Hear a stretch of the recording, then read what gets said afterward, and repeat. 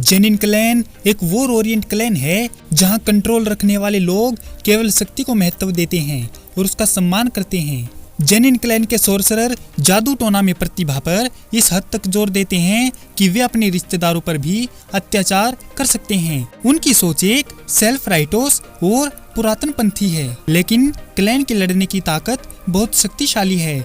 इतना ही काफी है कि उन्होंने जुजुत्सु दुनिया की रक्षा के लिए क्रिएशन ऑफ कॉम्बैट यूनिट्स किया। हम आपको बता रहे हैं कि यह वीडियो जुजुत्सु काइसन के बिग 3 क्लैन के पार्ट्स की दूसरी वीडियो है, और जैसा कि पहले वीडियो में हमने गोजो क्लैन के बारे में बात की थी, तो आज हम जेनिन क्लैन के बारे में बात करेंगे।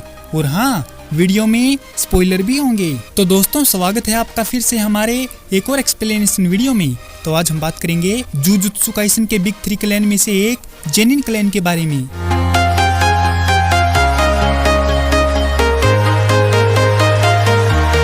शिबुया इंसिडेंट के बाद जब मेगुमी को नाओबिटो के उत्तराधिकारी के रूप में देखा गया तो जेनिन क्लैन में दरार आ गई। नाओया, ओगी और जिनिची ने गोजो को आपराधिक तरीके से खोलने के बहाने मेगुमी माकी और माई की हत्या करके इसे रोकने की कोशिश की। माई ने माकी के लिए खुद को सैक्रिफाई कर दिया और बदले में उसकी बहन को मेटल की एक अनमैच्ड बॉडी मिली। माकी ने माई से बदला लेने के लिए जेनिन क्लैन को डिस्ट्रॉय कर दिया और उन्हें बिग 3 क्लैन से एक्सपेल्ड करने के फैसले को फिलहाल रोक दिया गया है। नाओबिटो जेनिन 26वें और क्लैन के पहले मुखिया, जिन्हें ओगी के ऊपर खड़ा किया गया था क्योंकि वह उनके होने वाले उत्तराधिकारी बेस्ट थे। वह प्रोजेक्शन सोर्सरी का असली यूजर है जिसे अपने बेटे नाओया को दिया था। शिबुया इंसिडेंट के दौरान लगी चोटों से नाओबिटो की मृत्यु के बाद because of Satoru Gojo's seal in his will एक स्पेशल वॉल में मेगुमी को Naoya was named the 27th head of the clan.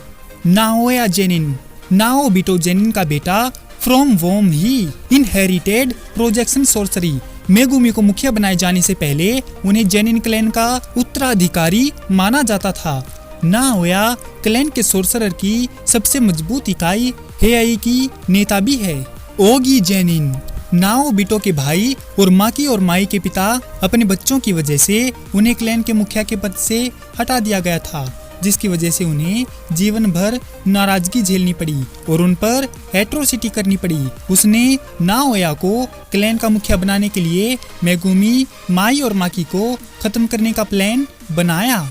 माकी Zenin, Oggy Zenin की बेटी और कुकुरु यूनिट की एक्स मेंबर माकी को उसकी शापित एनर्जी के ना होने पर उसे हेरेस्ट किया गया और उसने टोक्यो जुजुत्सु में एडमिशन लेने के लिए क्लैन छोड़ दिया। वह माई की मौत तक खुद क्लैन की मुखिया बनना चाहती थी, जिसकी वजह से माकी ने जेनिन क्लैन के आधे से ज्यादा लोगों को मार डाला। माई जेनिन, माकी की जुड़वा बहन who was oppressed due to lack of talent in jujutsu. My situation से तब तक राजी थी जब तक कि उसकी बहन के क्लैन छोड़ने के फैसले के कारण उसे जादूगरनी बनने के लिए मजबूर नहीं होना पड़ा। माई इस बात को लेकर लंबे समय तक माकी से नाराज रही जब तक कि उसे एहसास नहीं हुआ कि माकी मजबूत क्यों नहीं हो सकी, क्योंकि इसकी वजह वो खुद थी। तोजी फुशिगुरो, क्लैन के 25वें मुखिया का बेटा और मेगुमी का पिता। कोई भी शापित एनर्जी ना होने के कारण तोजी पर एट्रोसिटी की गई और उसने क्लैन छोड़ दिया। यहाँ तक कि उसने अपना सरनेम भी चेंज करके अपनी पत्नी का सरनेम फुशिगुरो रख लिया। क्लैन के मेंबर्स का मानना था कि तोजी अपनी मर्जी से इस क्लैन को डिस्ट्रॉय कर सकता था, लेकिन तोजी ने अपनी माँ की वजह से ऐसा नहीं किया। मेगुमी फुशिगुरो, क्लैन के 27वें और प्रेजेंट मुखिया और साथ ही हेरेडिटरी 10 शैडोज टेक्निक का यूजर। मेगुमी का जन्म क्लैन के बाहर हुआ था और उसे उसके पिता द्वारा वापस क्लैन को बेचा जाने वाला था। Until Gojo's intervention cancelled the agreement.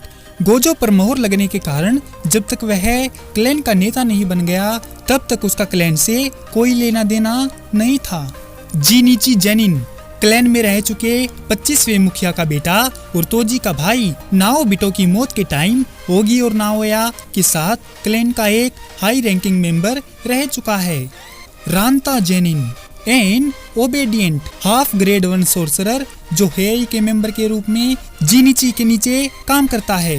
चोजुरो Zenin एक बूढ़े सोर्सरर जो हेई से कनेक्टेड है। Nobuaki Zenin captain of the Kukuru unit and Maki's former superior inherited technology. 10 shadows technique 10 shadows technique Zenin clan की सबसे आइकॉनिक टेक्निक्स है जो गोजो क्लैन की लिमिटलेस की जितनी ही आइकॉनिक है। This is the done by using the shadows as a mediator. 10 shikigami तक को बुलाता है।